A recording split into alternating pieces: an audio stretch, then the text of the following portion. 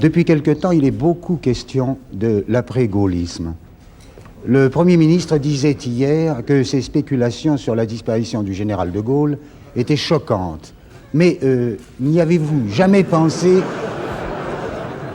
Mais n'y avez-vous jamais pensé vous-même, mon général? On m'a demandé ce que ce serait que l'après-gaullisme. Eh bien, c'est par là que nous allons terminer. Tout a toujours une fin, et chacun se termine. Pour le moment, ce n'est pas le cas. De toute façon, après De Gaulle, c'est peut-être ce soir, ou dans 6 mois, ou dans 1 an. Ça peut être dans 5 ans, puisque c'est là le terme que fixe la Constitution, au mandat qui m'est confié. Mais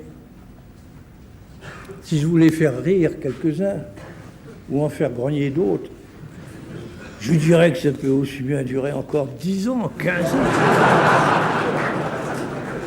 Franchement, je ne le pense pas. Alors on dit, oui, mais et votre succession? Parce que ça ne pourra pas durer toujours. Je suis le premier à savoir que ça ne durera pas toujours. Eh bien, ma succession, pour le moment, n'est pas ouverte. Mais, naturellement, un jour viendra, un peu plus tôt, un peu plus tard, où ce ne sera plus le cas, et où De Gaulle disparaîtra. Sa succession sera donc ouverte. Du reste, quoi qu'il arrive, j'aurai rempli mon destin, j'aurais fait mon service.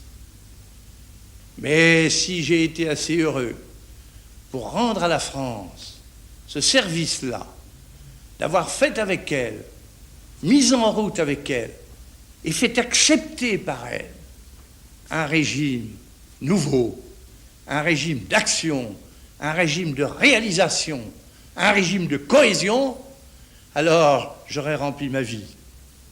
Voilà ce que je peux vous dire.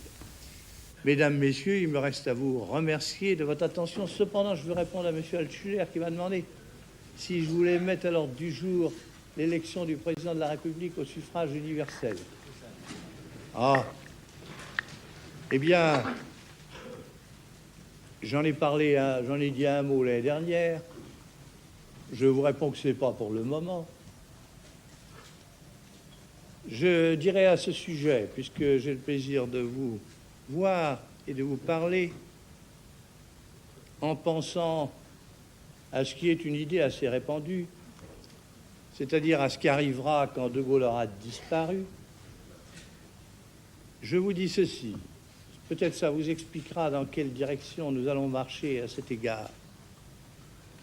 Ce qui est à redouter, à mon sens, après l'événement dont je parle, ce n'est pas le vide politique, c'est plutôt le trop-plein. Mesdames, Messieurs, je vous remercie de votre aimable attention.